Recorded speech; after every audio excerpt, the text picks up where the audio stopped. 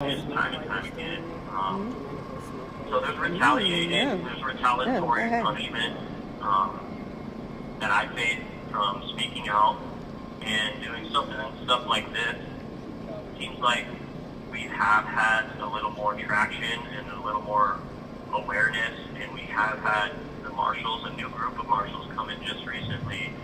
So the retaliatory effects have died down a little bit, but they're still very real, and they can happen at any minute. They do pop up still. They come in without body cams on all the time. In here it says this is a body cam mandatory zone, and so when we see a corporal or a lieutenant or a major come in here without a body cam, it puts us all on edge, because they do this and then they'll start their shenanigans, and they'll start their abuses, really, and so it all puts us on edge, and we know something's about to happen when they're not in here with their body cams on. I remember one time half of our unit was condemned. It was deemed unlivable. I complained about the mold in here at one point to Unity Health, and then they ended up locking me down in my cell because I have 1 minute left. Was showing symptoms of COVID, and so I got locked in that cell where the mold was. I got 1 minute left. I'm gonna go ahead and I'll let John call back real quick, and we'll pick up where I left off. Okay. All right.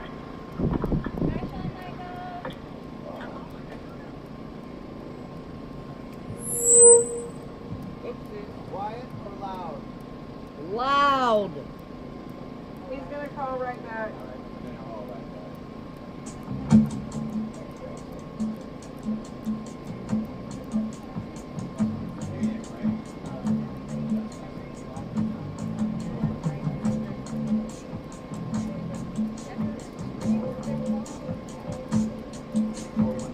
Party restarts, we'll start out with this one.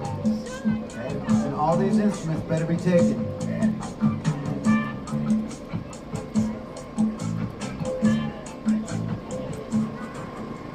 Just a quick heads up, guys. So unlike regular phones, it takes a moment for them to be able to actually send out a call. They have to put their ID number in, they have to make the call, and then they also have to hit a few other buttons and choices. It's a ridiculous process that they have to go through, so thank you for the patience. Hey, Gloria. If just answer the call and wait 21 seconds and press 1. That's how long it takes. It's the 21 second mark, not the 20 seconds though. And if they call you in Spanish, it takes 4 extra seconds. So you do the 25 seconds, okay? Just that's the other connection direction there. Yeah, and I forgot about that part too, so yes, thank you. But I think here they are. Secure. Start the conversation now. Hey, this is John McHugh again, so the FBI knows that it's me, not Vigil here. Yeah.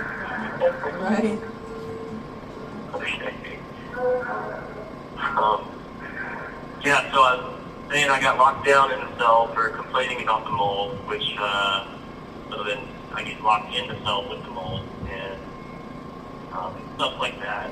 It's just ongoing, and for 2 weeks I was locked in there, yeah. And then the second time I was locked down in my cell for over 2 weeks. I didn't have any signs or symptoms of COVID, and I was given it wasn't an ultimatum. They wanted you to take a COVID test and shove this thing up into your brain, and I was tired of doing that, and said I didn't want to do that. I was given a piece of paper from Unity Health that said I would not be locked down if I did not take the COVID test, so I didn't take the COVID test, and neither did a lot of other people. However, Officer Deal locked me down in my cell without showers or any contact with anyone, being able to heat up my food, for over 14 days. And other people were allowed out of their cells, even though they didn't take a COVID test. And so it was retaliatory. It was a retaliation against me. And Officer Jill would always single me out and threaten to come into my cell, threaten my life, talk about my mother, and do things that are very inappropriate. that I would complain about, and then you got people like Major Marr, Lieutenant Lancaster, Lieutenant Bruce, T. Campbell, and his group complain. Anything you can think of is just totally ridiculous. So this process here is totally broken. They'll change the amount of time you have to respond, and they stop it from going up to the warden or the deputy director to give them possible deniability. Like I said, we have guards in here who are cool. We know what's going on. We need them to come forward. And in fact, some of them have come forward. And some of them have come forward and said that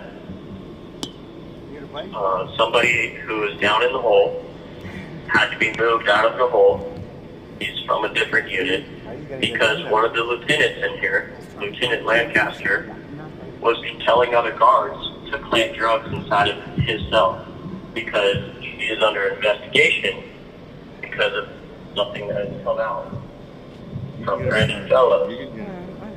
So these are the things that are still going on. We have people dying of fentanyl in here. We have real fears about our food, and that's why we want to stay here together and keep cooking meals. I remember there was a point where we were scared to eat our meals because they have chemicals in them, they have pubes on them. I mean, it's really just, yeah, it tastes like